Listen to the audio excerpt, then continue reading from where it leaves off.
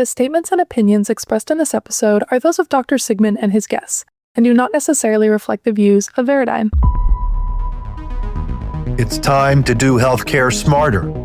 This is Smart Medicine, hosted by Dr. Scott Sigman and powered by Veradigm. How to live longer has become quite the topic these days. Everyone's trying to biohack their way to a few extra years or find the next big thing in longevity science. But if you're in the ortho space, like me and my dear friend, Dr. Reza Jazayeri, keeping the body moving and moving well is nothing new. In fact, what Reza has uncovered about longevity is fascinating, and it started in a surprising place, the operating room. Because if you think about it, surgery is the ultimate stress test for the human body, and it reveals so much about what happens as we age. So today, I'm joined by Dr. Jazayeri, a double-board certified orthopedic surgeon and sports medicine specialist. In this episode, he shares all the secrets about longevity and how the key to a long, healthy life is really about understanding your own biology. Before we jump into the conversation, let's kick things off with a quick industry checkup. A look at the research shaping how we think about recovery and long-term health. A study done in 2025 mapped how our bones are repaired by a rare population of skeletal stem cells. And here's what grabbed me. In young, healthy people, these cells stay perfectly balanced, building strong bone and supportive tissue. But as we age, they shift gears. Instead of making bone, they start pumping out fibrous scar-like tissue, which actually means slower healing. What's even more interesting is that researchers were actually able to reprogram aging stem cells. They started to behave like younger ones again, dramatically improving healing in early models. To me, it reinforces something important. The biology of recovery and the biology of longevity are deeply connected. If we want patients to bounce back faster, we have to support the same cellular systems that keep them resilient for decades. Reza, welcome to the Smart Medicine Podcast. Scott, thanks for having me. You've literally transformed the way so many of us think about biology and healing. So tell us the story, how it all began. How did you first discover the importance of nutrition, not just as a lifestyle factor, but as a true cornerstone of surgical preparation and healing? I started personally as an athlete. I was a competitive swimmer, and I learned early on that kind of growth doesn't happen in the gym, but actually happens in the recovery phase, and where nutrition plays a big role in it. And even before medical school, I was studying skeletal metabolism in college. I was really fascinated with how the body really adapts to some of these stresses and the importance of energy systems and the repair pathways that ultimately determine how the tissue responds. Even when I was working on cars, I noticed the same principles. You could have two exact same cars, but the performance would be completely different depending on the fuel. And that stuck with me. And these patients would come to me, they've already had an operation that has now failed. And when I look back to see what I'm going to do differently, actually the first surgery was oftentimes done technically perfect, but we would have these inconsistent outcomes. So very early on, I was forced to look a little deeper. And that's where it all started to come together, recognizing this guy's vitamin D deficient or there's some metabolic issues. And then as I started to practice that, I started to see this kind of trend in this variable that we just never really talked about.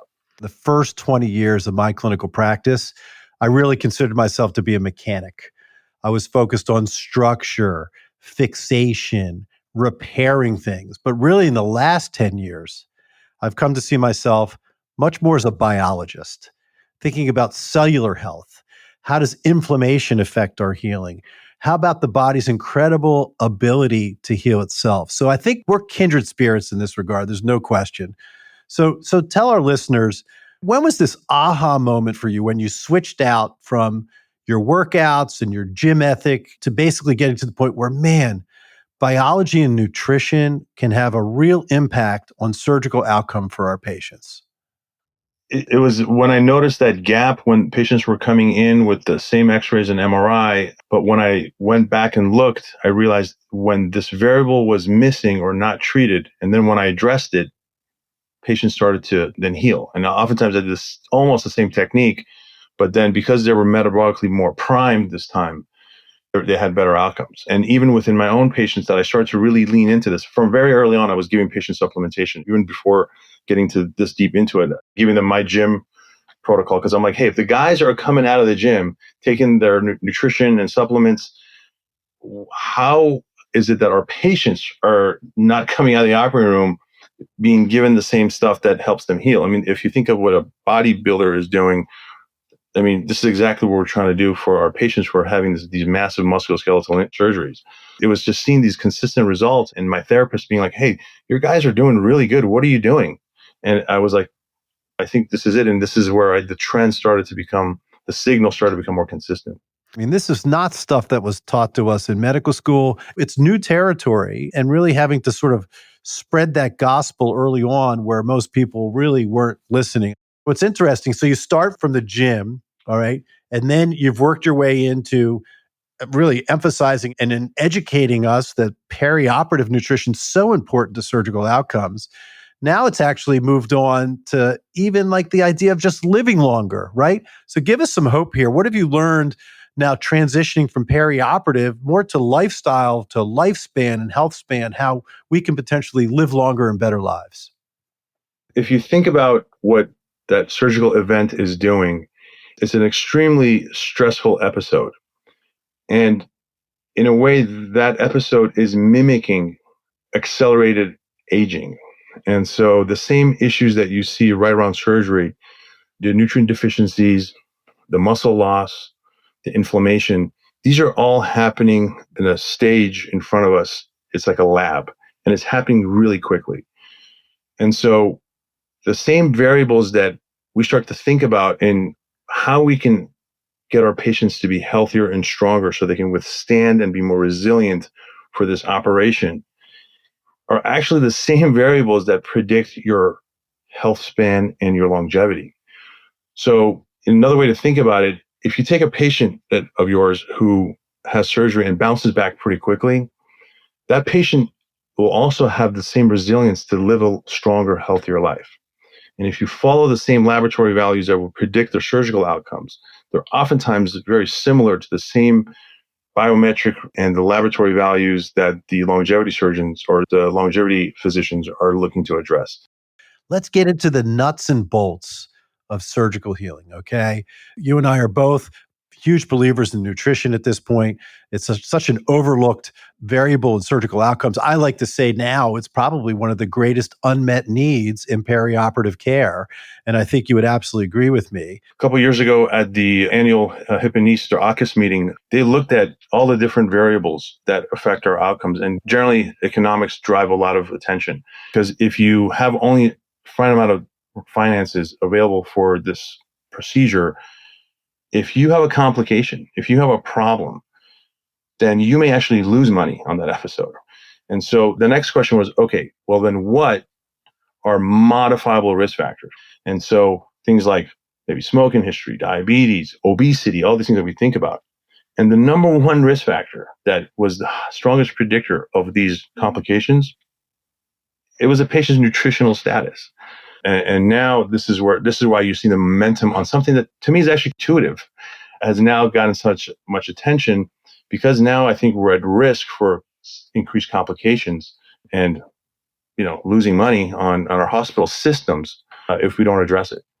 Yeah, and I want to restate that couldn't be, you can't change somebody's age, right? You can't change their underlying medical issues that they have, hypertension or diabetes. And what I like to think about, and you've said this before, but let's think about surgery like running a marathon. No one that's going to finish the marathon just shows up on race day without training, right? That's mishigas. It's never going to work. So yet most patients show up for what may be one of the most important things in their lives, which is elective surgery, completely untrained. They're metabolically unprepared. So from your perspective, how should patients be preparing for surgery from a nutritional standpoint? So I want you to walk us through it. before I get into the details of that, this is just a concept that's important to understand. When you go through surgery, it's an extremely stressful time. The body is breaking down, and your body doesn't know that it's going through an operation to help it so your hip can feel better. Your body is experiencing a stress that when you and I were cavemen and when we broke our bone, your body is not trying to get you out of the hospital as soon as possible. It's a survival response. So it's doing everything it can to keep you alive. So we've got to start with that concept. So what does that translate into metabolically? It means when you have a wound, when you have a broken bone and you're getting this injury, your body freaks out. This inflammation goes up to put your muscles back, for the collagen to come back. Those can only come from the substrates, which are these amino acids. There's a reason they were called essential amino acids. They were called essential because we have to get them from an outside source. And those were not always available to us when you and I were cavemen. What would happen then? Your body says, okay, I have fat to give me fuel for energy. But if I'm here now to deal with this stress wound, a broken bone, whatever it may be, then I need to tap into my refrigerator, my reserve, to get those key essential amino acids because food wasn't always available. That reserve is your skeletal muscle. So you will tap into your own muscle and break down that muscle tissue. So you will rob your own muscle to then break down those amino acids that are essential to then put them into wherever is broken or torn and needs to be repaired. This is so important. So the essential amino acids, the only way you can get those is to ingest them. Your body can't make them on their own. They store some, but what can we do to increase our essential amino acids at the time of this stress to be able to get our patients through the surgery? This is where the role of being very specific, very targeted with what your body needs at that time is critical, right? So going back to that whole point, yes, I can't change what Mr. Jones has been eating for the last 45 years, but now he's in front of me now, and he's going to go have this operation. We can actually provide those essential amino acids right at that time. So this is going back to what we're talking about, modifiable. We can provide that intervention. And so by providing those essential amino acids at that time, you're able to blunt what your body would tap into otherwise. So this is keeping your reserve. I call this whole thing the surgical athlete. I treat all my patients like an athlete, even my 87-year-old patient who's going to have a reverse shoulder. I say, look, you're an athlete. Your championship game is the surgery. We're getting you ready. And this is a start. This is how we're going to and this is how they get involved. And so we change their dietary habits, and patients tend to listen because they're going under the knife. We have their attention for that time. And so how does a program start? The second I know someone's going to go through the operation, we run them through a muscle-centric calculator. So this is something that we have. It's free. They can just put in their age, their body weight, their sex, and immediately we give them a dietary program that tells them what to eat. And that can start really as soon as someone's going to go through surgery. And then as you get closer to that surgery, and then it takes me back to the days where we used to do swimming and water polo, we would do carb loading. You take two perfectly trained athletes, but one of them doesn't have the nutrients to go into that event, they're not going to do well. So now we're taking our patients and we're saying, look, I'm going to treat you like an athlete. Before you go into your surgery, we're going to do the carbohydrate loading. And this is something that the ERAS, the Enhanced Recovery After Surgery group, it's an anesthesia group. And anesthesia cares about this metabolic optimization as much as anyone else. And so we give them carbohydrate loading the night before. And in the morning, when you're already used up some of that glycogen that you store, that's where we hold our glucose, you give them another boost 2 hours before surgery. And then the body is in a fed state. I mean, imagine how hangry we get when you haven't ate, right? Now, imagine now you have to go through a surgery or some kind of major event. You're not going to do well, right? And we've shown that. We've shown that patients who are not optimized and they lose more muscle mass. And so the program starts with getting their dietary changes as early as possible. But as we get closer to surgery, we start really honing in. So a week before the operation, that's when we come in with the supplementation. There's been good literature to show that when you start amino acid supplementation, even 1 week before, at the time of surgery, If you biopsy their muscles, their muscle has adapted, their muscle has changed. And then immediately after surgery, what are your patients getting in the recovery room? Apple juice and crackers. Sure. Right? So we're coming in with the amino acids right after surgery, right? And there's some literature now they've done on hip replacements. You know how we hang TXA for coagulation? We hang that during surgery. There's a great study that was done. They hung amino acid IV during hip replacements. And they looked at what happens to the body during surgery. And the catabolic, that breakdown that you normally see with surgery, given these amino acids as they were having the operation, was completely reversed. So they were in a neutral state. So maybe one day you're going to hang a bag of TXA and a bag of essential amino acids. And that's going to really change maybe how we do things. This is so important. I mean, like, who's going to run a marathon, or Tom Brady going out on the football field and is going to come in NPO and not eat anything for 12 hours before the game and expect to have a good outcome? But now, say people do take your advice, okay, and they follow this program. So, all right, the parents of the 16-year-old that has an ACL tear that wants to get their kid back on the field as quickly as possible. And then you're also talking to the children of the parents who are undergoing hip and knee replacement. Can you literally look them in the eye and say, if you follow this program, your kid's going to get back on the field faster, and we're going to reduce the issue of complications for your grandma who's undergoing a hip replacement? Can we say that out loud? No question about it. There's no question about the fact that this is a variable that will help all our patients. This is something that now we've studied, we've shown, and as you have your own practice, you'll see I do osteotomies. On one side they had it, one side they didn't. They'll say, oh my God, look at my leg on this side. They see less. And look, I'll tell you, it's interesting. People's experience is unique depending on what they care about. And so I'm in California, so I have a lot of patients who are like vegetarian. They think they're eating all the healthy stuff, and there's nothing wrong with being vegetarian, but it's very difficult to get some of the supplements that are important for wound healing and muscle recovery.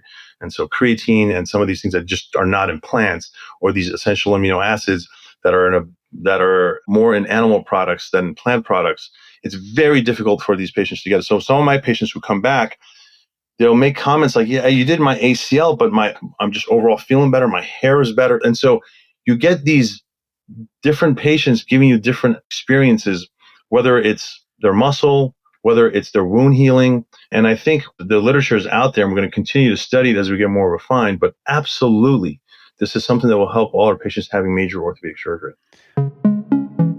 Okay, so let's get this straight.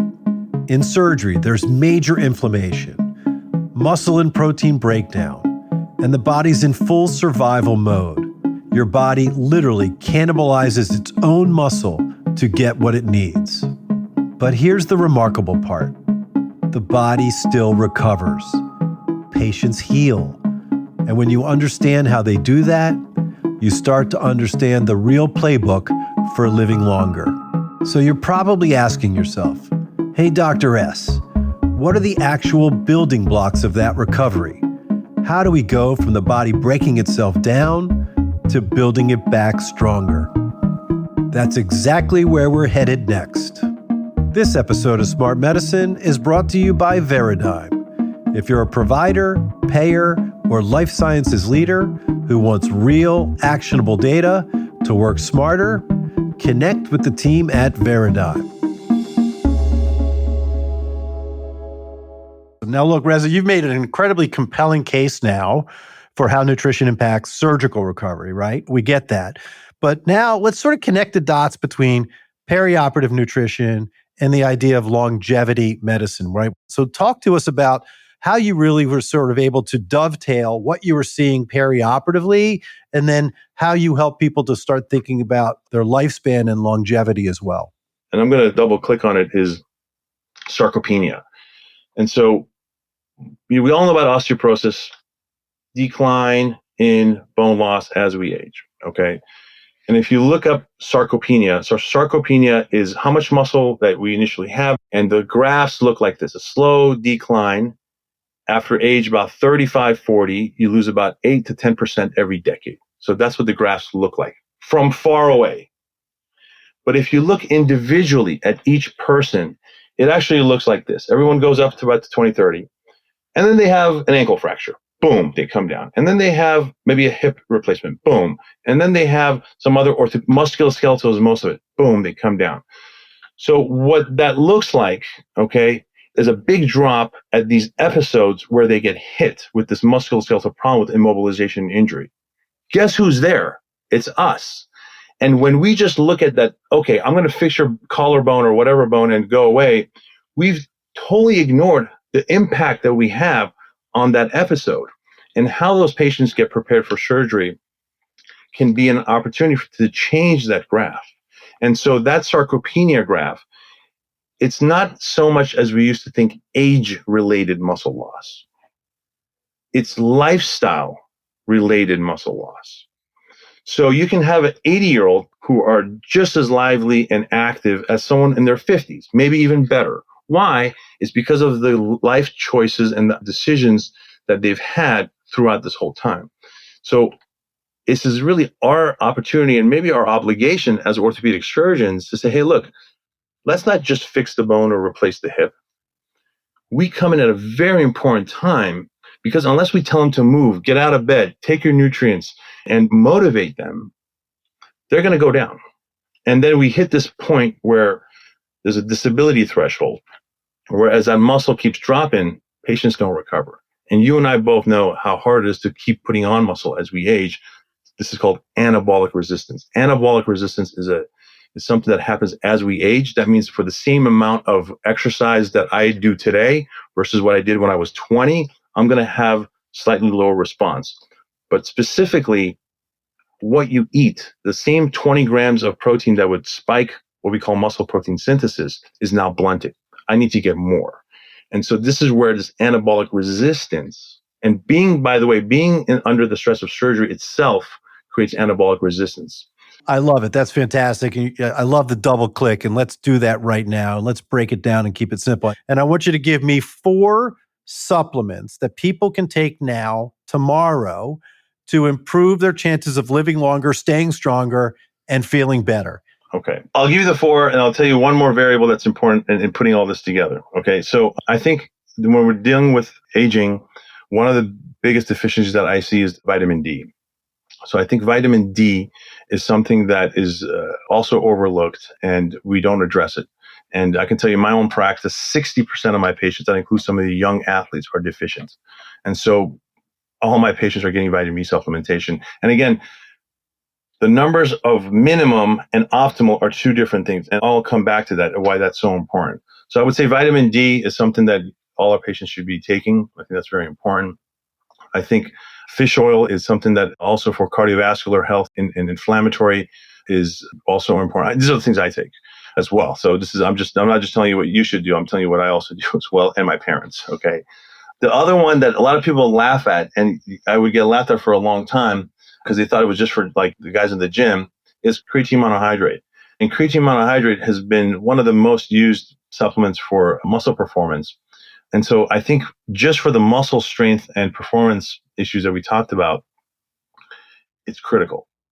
But interestingly, there's more and more evolving data now that creatine has improvements for cognitive health, especially for people like me and you and our nurses who work overnight and have long shifts. And the other one is really the essential amino acids.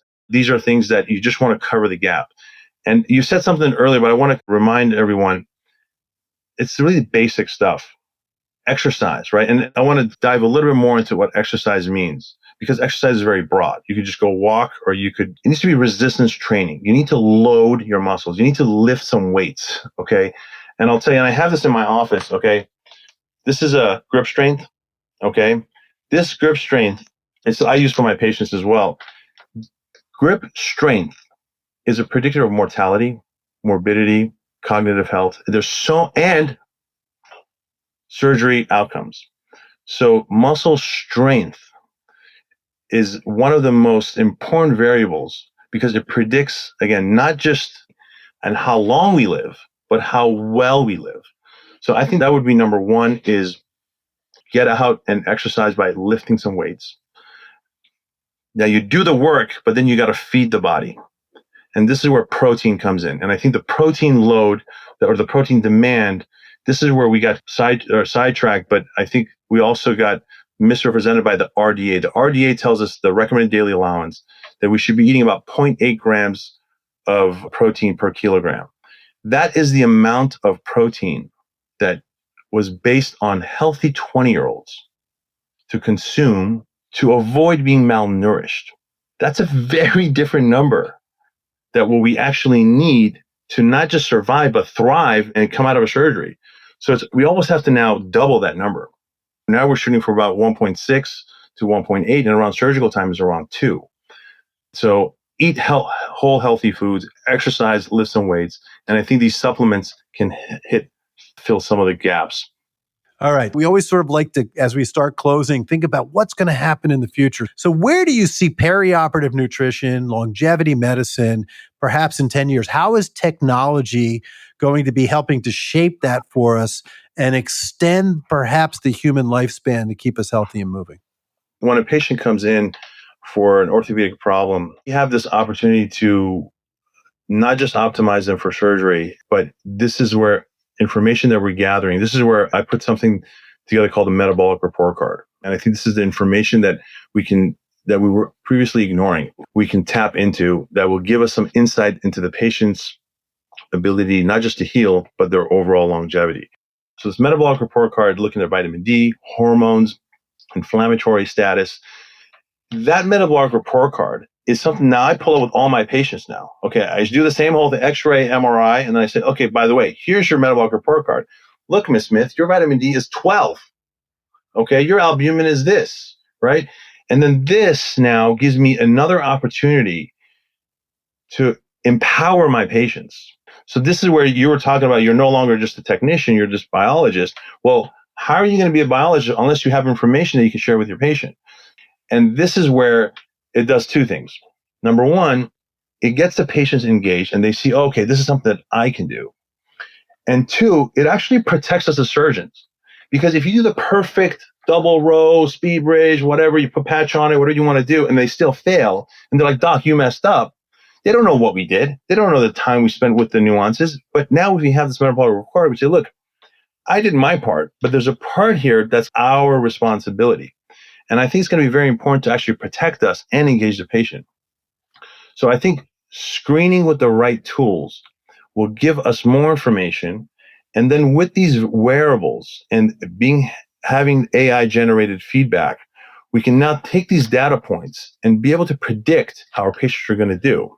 We can use this metabolic report card in conjunction with AI technology to gather this data correlated with some of these wearables to really give us real life feedback where we can tell our patients, look, here's where you stand with all the variables. And then let's see how we want to proceed. And then patients get more engaged and more involved with technology helping us fill those gaps. Yeah, I love the synergy of that. And remember, when they come to see you and you take a look at that metabolic report card, it's one spot on the graph on that one day in which they had their labs done, right? So if we have these wearables and we're getting real-time data across your metabolic report card, we can make adjustments throughout, and that could be even AI. It doesn't have to be a doctor. You're going to get pinged from your AI agent to say, oh, Miss Jones, your vitamin D levels haven't come up the way that we want. You should be increasing your supplements, or maybe there's a little button that goes through and it happens to you automatically. But I couldn't agree with you more. I think that, to me, that's why I am so bullish on AI and technology for humankind, as it's going to help us to continue to heal. Listen, Reza, this was an incredible conversation. I can't thank you enough for sharing your wisdom, your science, your courage to innovate in a space where no other orthopedic surgeons were really doing that. Thanks for having me, Scott. Always a pleasure to talk to you, and I'm always excited to continue the conversation. Every time I talk to Reza, he reminds me that surgery isn't just a mechanical event, it's a metabolic one. And if we want our patients to truly heal, we have to think like biologists, not just technicians. What really sticks with me is how nutrition influences every cell in the body. Essential amino acids, carbohydrate loading, vitamin D, these are not fringe topics. Preparing patients the way we prepare an athlete isn't just intuitive, it's effective.